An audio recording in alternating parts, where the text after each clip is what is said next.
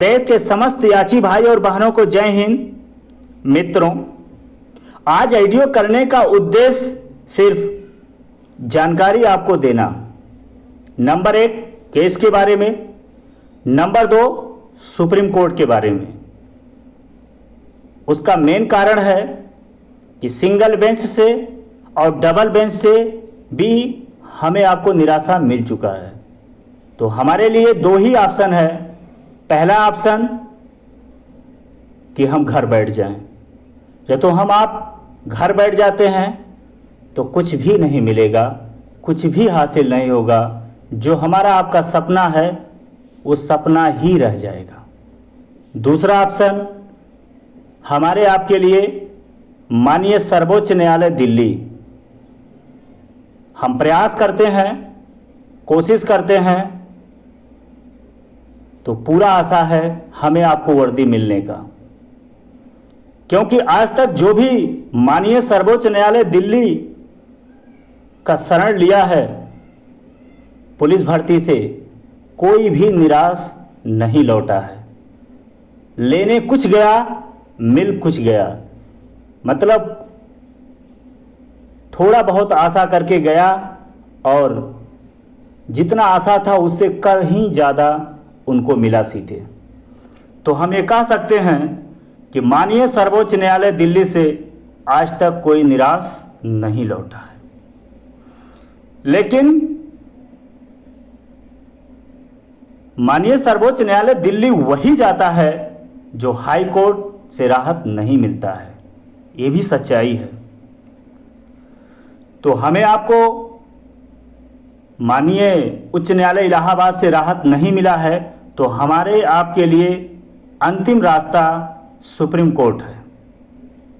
अब हम supreme court के बारे में आप लोगों को अवगत कराना चाहता हूं, क्योंकि हाई कोर्ट से सुप्रीम कोर्ट में बहुत अंतर है। मित्रों, कुछ अधिवक्ताओं से मुलाकात हुआ, अपने केस पे चर्चा हुआ, जैसे जूनियर अधिवक्ता दानिश जुबैर जी से, जूनियर अधिवक्ता पुरुषोत्तम जी से। क्योंकि जो ड्राफ्टिंग होता है केस का, वो वहां का रूल है कि जूनियर अधिवक्ता ही करवाते हैं। पहली चीज, फाइनल बहस के लिए इंगेज किया जाता है सीनियर अधिवक्ता। बहुत ज्यादा सीनियर अधिवक्ता हैं। आपके केस के हिसाब से, किस बेंच में आपका केस जा रहा है, उसी हिसाब से सीनियर अधिवक्ता एंगेज किए जाते हैं। सीनियर अधिवक्ता से भी मुलाकात हुआ जूनियर अधिवक्ता के थ्रू, क्योंकि डायरेक्ट आप सीनियर अधिवक्ता से नहीं मिल सकते हैं। यह सुप्रीम कोर्ट का सिस्टम है और हाई कोर्ट का ऐसा नहीं है। आप यहां सीनियर अधिवक्ता से डायरेक्ट मिल सकते हैं, लेकिन सुप्रीम कोर्ट में ऐसा नहीं है। क्योंकि जजमेंट ओपन होने से पहले इसीलिए हम सुप्रीम कोर्ट जाके जानकारी लेना चाहते थे कि वहां का सिस्टम क्या है। आप जब तक सिस्टम को जानोगे नहीं तब तक कैसे कार्य कर पाओगे। और अनजाने में कोई भी कार्य किया जाता है तो सफलता मिलने का चांस कम होता है। लेकिन जब सारी जानकारी आप जुटा के प्रयास करते हो, कोशिश करते हो, तो सफलता मिलने का चांस बहुत होता है। इसलिए हम वहां जाके समय दिए, वक्त दिए, जो काफी जानकारी मिला और अपने केस के बारे में पूरा डिटेल बताया गया, सारे डॉक्यूमेंट दिखाया गया। तो सब कुछ दिखाने के बाद जो परिणाम निकला वो संतोषजनक है कि वहां से राहत मिलना 100% कन्फर्म है। और आज तक का इतिहास है कि वहां से कोई निराश नहीं लौटा है। अब मखीजा मैडम से संपर्क किया गया है, जिनका पूरा नाम बीभा दत्त मखीजा है, लेकिन लोग शॉर्टकट में मखीजा मैडम कहते हैं। कपिल सिब्बल साहब से मुलाकात तो नहीं हुआ, लेकिन उनके बारे में चर्चा जरूर हुआ आगे इंगेज करने के लिए। क्योंकि आपको हमको या तो केस एक्सेप्ट कराना है तो एक बहुत बड़ा चेहरा होना चाहिए। और खासकर कपिल सिब्बल साहब टॉप 5 के सुप्रीम कोर्ट के अधिवक्ता हैं, जो उनका हमारे केस में फर्स्ट हेयरिंग में रहना बहुत ही इम्पॉर्टेंट है। बाकी विभा दत्त मखीजा जी को हम लोग, क्योंकि वो पुलिस का कोई भी मैटर हो उसमें उनका बहुत योगदान रहता है केस को जिताने के लिए, तो वो तो हमारे केस में रहेंगी। बाकी कपिल सिब्बल साहब रहेंगे। हम 2 सीनियर और 2 जूनियर दानिश जुबैर जी और पुरुषोत्तम जी को रखेंगे। ये 4 अधिवक्ता के साथ हम शुरुआत करेंगे। दानिश जुबैर जी, ये 2011 एसआई जो सेम मैटर था, इन्हीं के द्वारा ड्राफ्टिंग किया गया था और परिणाम जो है याचिकाकर्ता के पक्ष में गया था। तो पूरा मुलाकात किया गया, अपने केस पे चर्चा किया गया, बहुत कुछ जानकारी जुटाया गया, जो समय दिया गया उससे बहुत कुछ सीखने को मिला। और यही हमारा मकसद था कि पहले जाके जानकारी जुटाना, वहाँ के सिस्टम के बारे में, वहाँ के अधिवक्ता के बारे में, कोर्ट के बारे में सारी जानकारी जुटाया गया। ये सारी चीज़ें हो गए वहाँ के बारे में। अब हम आपको केस के बारे में, क्योंकि केस के बारे में तमाम अफवाहें हैं, तमाम लोग का यही तो काम ही रहता है, लेकिन फिलहाल छोड़िए, इसको लेके भी बहुत तमाम प्रकार के राय हैं, ये वो तामझाम पूरा। देखिए, सिंगल बेंच में या डबल बेंच में, मेरा मकसद साफ था कि हम वेटिंग लिस्ट के लिए नहीं जाएंगे। कभी भी वेटिंग लिस्ट के लिए ना तो हम कहे हैं और ना तो संभव है। चाहे वो सर्वोच्च न्यायालय दिल्ली हुआ, चाहे माननीय उच्च न्यायालय इलाहाबाद, कहीं भी वेटिंग लिस्ट के लिए प्रोविजन नहीं है और ना कोर्ट इसे एक्सेप्ट करता है और ना हमारे आपके रूल में वेटिंग लिस्ट का प्रोविजन है। तो एक तरह से हम कह सकते हैं कि किसी का होगा मंशा, वो तो हम नहीं जानते हैं, वो उनके जानकारी पर निर्भर करता है कि मेरिट डाउन करने का कोई भी प्रोविजन नहीं है। ना तो कोर्ट इस पक्ष में रहता है और ना आपके हमारे रूल में है। नंबर 1 हो गया। दूसरा जो ऑप्शन है वो रूल कि रूल 15G, रूल 15F ये बाधा है और इन्हीं के द्वारा जो सीटें बचा हुआ है। रूल 15G का मतलब होता है मेडिकल में जो बची हुई सीटें हैं वो। रूल 15F का मतलब है वेरिफिकेशन में बची हुई सीटें वो। ये टोटल जो वैकेंट सीटें हैं ये हमारा आपका हक है, ये चीज़ें हमें आपको चाहिए। लेकिन आप रूल को चैलेंज करेंगे सुप्रीम कोर्ट में तो 90 और 10 का चांस रहेगा। 90% कुछ भी हो सकता है, 10% हमारे आपके फेवर में जा सकता है। तो दोनों चीज़ आपको बता दिया गया कि रूल के सहारे, वेटिंग लिस्ट के सहारे और कैरी फॉरवर्ड के सहारे आप सुप्रीम कोर्ट जाने में रिस्क है।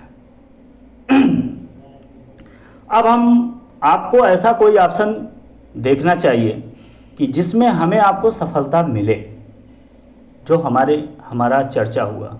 क्योंकि आप भी जानते हैं, क्योंकि लगभग 3 वर्षों से आप लोग इस भर्ती के बारे में सुनते आए हैं, कुछ ना कुछ एक भावी सिपाही हैं, जानकारी भी रखते होंगे। तो भर्ती बोर्ड के द्वारा तमाम गलतियां किया गया है। आप ये भी जानते हैं कि हम आप आर्डर को चैलेंज करेंगे, एडिशनल चीजें उसमें नहीं जोड़ सकते हैं, ये भी कंफर्म है। लेकिन हम आप आर्गुमेंट का एक हिस्सा बना सकते हैं जो भर्ती बोर्ड ने चाहे वो इंट्रैक्शन, चाहे वो काउंटर जो फाइल किया है, जो एफिडेविट फाइल किया है, उस में जो कमियां, कई प्रकार के वो चीजें दिए हैं, उसका हमें लाभ लेना है। उनका जो इंटरेक्शन है, क्योंकि जो भी डॉक्यूमेंट होता है बहुत सुरक्षित रखा जाता है। उनका 2 इंटरेक्शन है हमारे पास। एक 416/2021 का, जिसमें उन्होंने 15 मई को पीएससी का प्रथम चरण का परिणाम मान रहे हैं। एक और इंटरेक्शन है, वो प्रथम चरण का परिणाम 21 मई को मान रहे हैं। दोनों में काफी डिफरेंट हो गया। तीसरा चीज, आप जानते ही होंगे, द्वितीय चरण का परिणाम जो उन्होंने माना है वो 23 जनवरी 2019 का मांगा है। मतलब ये कह सकते हैं कि हमारा आपका जो भर्ती है वो 23 जनवरी 2019 को कंप्लीट हुआ, उसके बाद कोई विज्ञापन नहीं आया।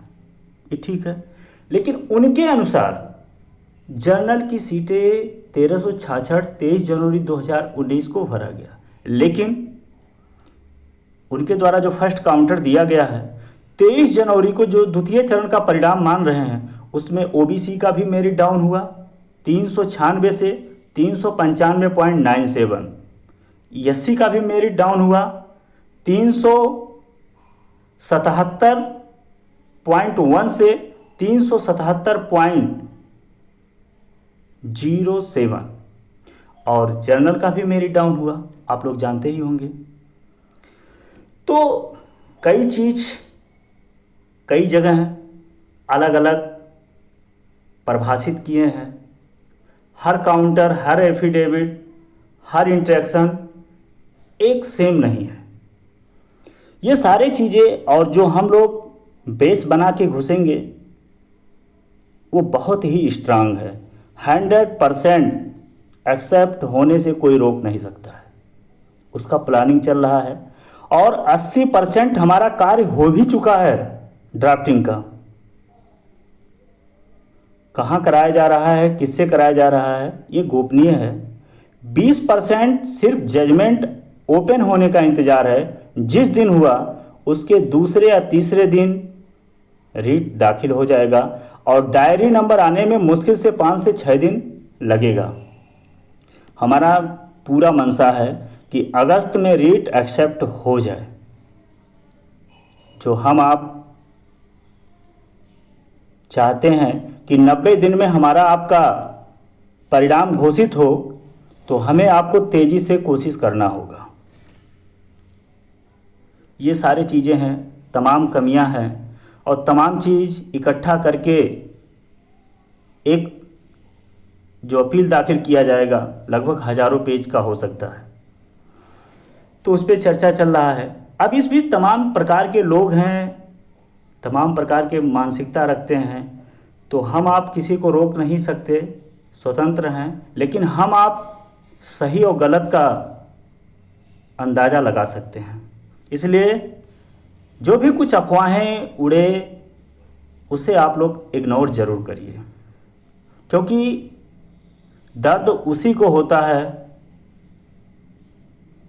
जिनको घाव रहता है। मित्रों, प्रयास तो इतना किया गया था डबल बेंच में कि आपसे शब्दों से हम व्यक्त नहीं कर सकते हैं। जजमेंट आने दीजिए, कोई छोटा मोटा जजमेंट नहीं रहेगा। अपने अधिवक्ता को इतना ब्रीफ किया गया था, सारी बातें इतना बताया गया था कि आपको हम कह नहीं सकते। तो चलिए परिणाम नहीं आया तो सारा चीज व्यर्थ हुआ, लेकिन कोशिश में कमी नहीं हुआ था।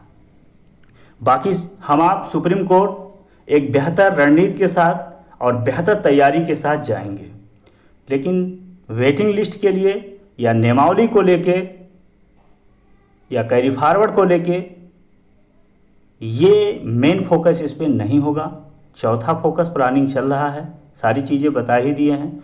भर्ती बोर्ड ने क्या गलती किया है उस पे हम फोकस करके एक्सेप्ट कराएंगे, और जिस दिन एक्सेप्ट हो गया उसके बाद परत दर परत पे बहस होता रहेगा। 2 से 3 बहस में इंटरेक्शन कॉल करा ले गए तो 90 दिन से भी कम समय लगेगा फाइनल आर्गूमेंट होने में। ये सारे प्लानिंग है, वहाँ के सिस्टम, वहाँ से अधिवक्ता के बारे में सारी जानकारी जुटाया गया।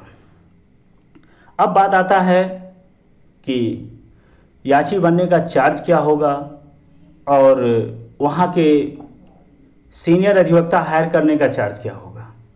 वहाँ के जो सीनियर अधिवक्ता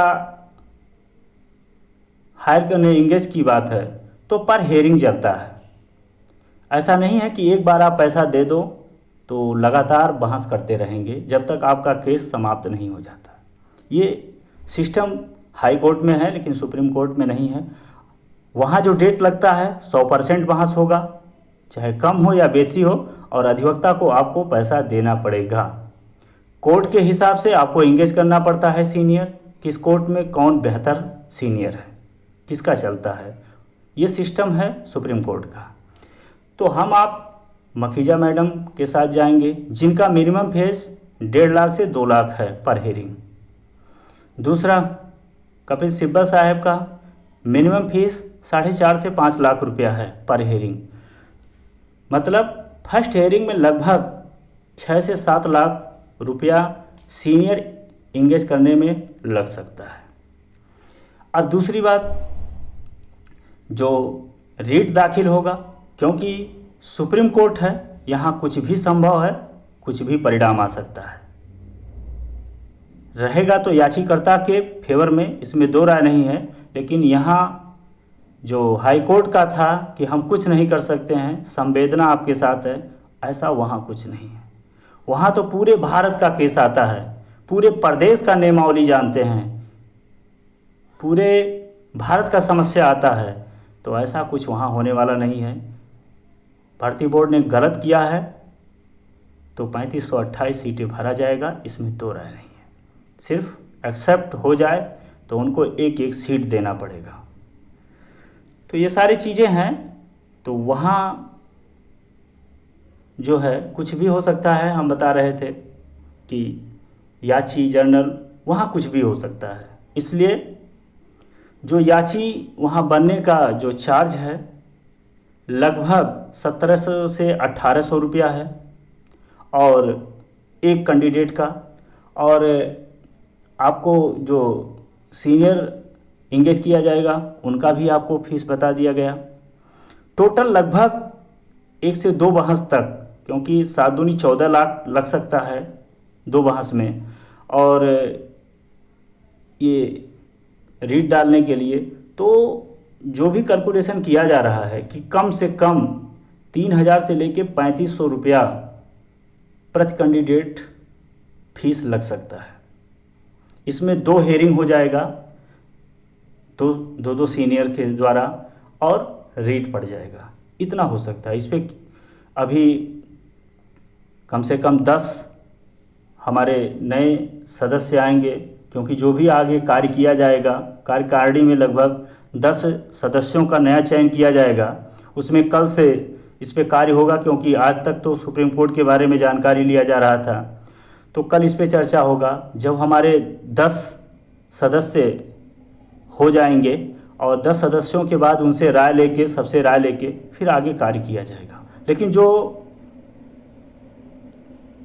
सुप्रीम कोर्ट का चार्ज था, सुप्रीम कोर्ट के अधिवक्ता अपने केस के बारे में सारी जानकारी आप लोग को दे दिया गया।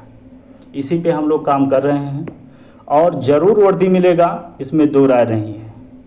जो माननीय उच्च न्यायालय इलाहाबाद में निराशा जिसको मिलता है वही सुप्रीम कोर्ट जाता है, और सुप्रीम कोर्ट में सबको राहत मिलता है। आज तक कोई वहाँ से निराश नहीं लौटा है। बस हमें आपको रणनीतिक तौर पे कार्य करना होगा। बाकी तमाम लोग तमाम विचारधारा के लोग हैं तो वो अपना काम करेंगे। हमें आपको सिर्फ वर्दी के लिए काम करना है और वो संघर्ष जारी है। जिस दिन, क्योंकि ड्राफ्टिंग का लगभग 80% काम हम करा चुके हैं, बाकी जैसे ही आता है पूरा उसके बाद आगे काम चालू कर देंगे। जजमेंट ओपन होने का इंतजारी है। ये सारी चीज़ें हो गया, पूरी बातें आप लोगों को सुप्रीम कोर्ट के बारे में बता दिया गया। और जो नया सदस्य है कल से काम चालू हो जाएगा। हाँ, जो भी भाई इच्छुक हैं कार्य करने का, जो सदस्य नया, वो ज़रूर फ़ोन करें और कल से परसों भर में, और उसके बाद सबके सामने वो नाम रखा जाएगा और वो हमारे टीम के सदस्य होंगे। सदस्य का जो काम रहेगा वो हम पे खासकर नज़र रखेंगे। जो भी कार्य किया जाएगा वो पारदर्शी रूप से किया जाए, चाहे वो पैसे से लेके जो भी जहाँ खर्च किया जाएगा, कहीं भी कुछ गलती होता है तो वो सलाह दे सकते हैं और उनका जो भी विचार होगा 9-10 सदस्यों का, उस पर चर्चा करके कार्य किया जाएगा। ये सारी चीज़ें हैं। बाकी कल और ऑडियो के माध्यम से सारी चीज़ें आप लोगों को बताया जाएगा। ऑडियो थोड़ा विस्तार ज़्यादा हो रहा है, लंबा हो रहा है, मजबूरी था सारी बातें बताना इसलिए। और बाकी और सारी चीज़ें कल, क्योंकि सुप्रीम कोर्ट का और केस को लेके बताना था। बाकी जो ये सदस्य की बात है, कल इस पे भी निर्णय लेके आप लोगों को बता दिया जाएगा। और आज या कल तक कुछ ग्रुप नया बनाया जाएगा जो सुप्रीम कोर्ट का है, और इस पे कल तक सारा बात बताया जाएगा। आज का जो भी बात था वो आप लोगों को बता दिया गया। इसी शब्दों के साथ विराम लेते हैं। जय हिंद।